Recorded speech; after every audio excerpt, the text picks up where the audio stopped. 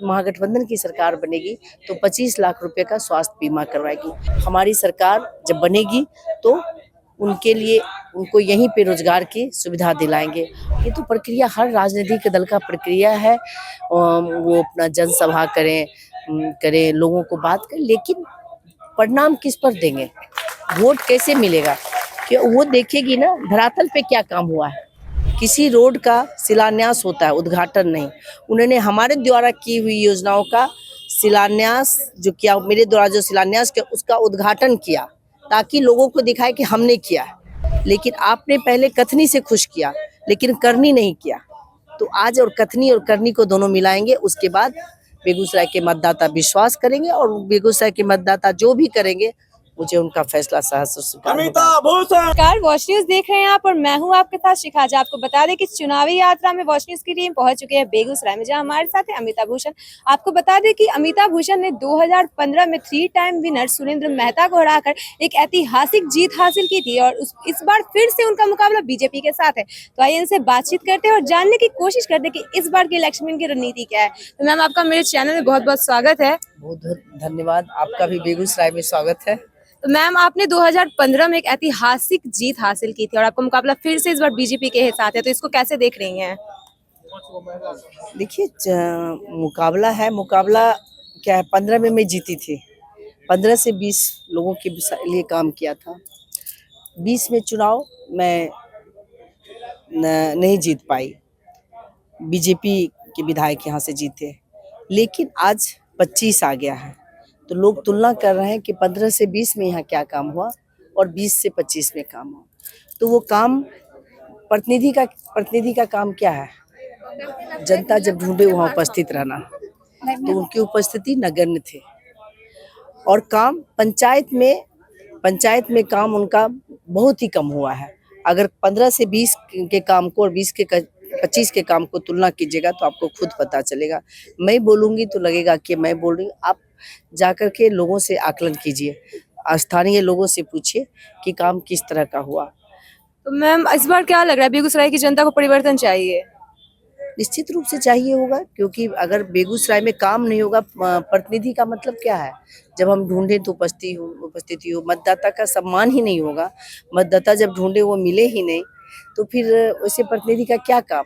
उनका काम है क्या है, जैसे मान आपको तो पता होगा, जो पंचायती राज के जनप्रतिनिधि हैं उनका काम भी अपनी योजना में गिनाते हैं। उन्होंने एक रिपोर्ट कार्ड निकाला है जिसमें मुखिया का काम भी कहते हैं कि मैं नहीं करवाया, वार्ड कमिश्नर के काम पर भी वो दिखाते हैं कि मैं ही, जिला परिषद का की काम को गिनाते हैं। क्योंकि अपना काम उन्होंने किया और किया ही नहीं, और किया भी तो ऐसी जगह पे किया जहां प्रश्न चिन्ह में है। तो इसलिए जनता जो भी फैसला लेगी अपने बेहतरी के लिए लेगी, बेगूसराय के विकास के लिए लेगी और तुलनात्मक ढंग से सोचेगी ना। तो अगर मैम देखिए, अगर आपको फिर से बेगूसराय की जनता मौका देती है इस बार, तो आप क्या आने वाले दिनों में क्या करिएगा? जैसे 5 बड़ी चीजें आप क्या करने वाली हैं बेगूसराय के लोगों के लिए? आपको मालूम है सरकार की जो भी हमारी योजना है, हमारे महागठबंधन का जो मैनिफेस्टो है, जो सरकार की योजना होगी उसको हम धरातल पे लाएंगे। उस मैनिफेस्टो में क्या है, माई बहन योजना के तहत, हर घर अधिकार के तहत हम 2500 रुपया हम अपनी महिला बहनों को दिलवाएंगे। 18 साल से 60 साल की महिलाओं को हर एक माह 2500 रुपये मिलेंगे। युवाओं के लिए रोजगार के अवसर मिलेंगे। 2 लाख रुपये उनको रोजगार के लिए, स्वरोजगार के लिए मिलेंगे। बिजली, जो सरकार अभी बोलती थी कि हम बिजली मुफ्त में नहीं दे पाएंगे, जो हमारा मैनिफेस्टो में जो हम लोगों ने कहा कि हमारी सरकार बनेगी तो हम 200 यूनिट बिजली फ्री में देंगे, तो इन्होंने 125 यूनिट बिजली फ्री में दिया। अभी पता कर लीजिएगा, बिजली की पहले से कमी हो गई है। जो भी वृद्धा पेंशन है, विधवा पेंशन है, दिव्यांग पेंशन है, अन्य पेंशन में जो हमारी सरकार ने वादा किया है कि 1500 से 2000 रुपया हम दिलवाएंगे। इसके सबसे बड़ी बात है जो स्वास्थ्य बीमा, जो 25 लाख रुपए का स्वास्थ्य बीमा करवाएगी, जिसमें से गरीब अमीर को बीमारी सोच करके नहीं आती है कि किस घर में जाना है, गरीब के घर में जाएं, अमीर के। ऐसे कई लोग हैं परिवार हैं जिनके परिवार में कोई बीमार पड़ जाता है तो उनको परेशानी होती है और वो आर्थिक रूप से कमजोर होने के कारण उनका सही इलाज नहीं कर। महागठबंधन की सरकार बनेगी तो 25 लाख रुपए का स्वास्थ्य बीमा करवाएगी।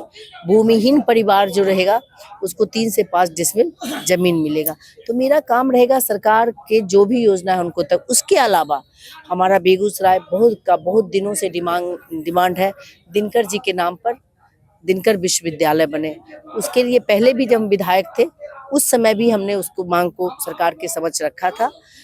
दिनकर विश्वविद्यालय तो नहीं बन पाया लेकिन उपकेंद्र बना था और हमारा प्रयास होगा कि वो दिनकर विश्वविद्यालय बेगूसराय में बने, उद्योग धंधे लगे ताकि हमारे साथ जो जुड़ी महिला बहनें हैं उनको रोजगार मिले। उनको खासकर आप जानते हो एक महिला होने के कारण आपको मालूम होगा कि सबसे ज्यादा परेशानी महिलाओं को होती है।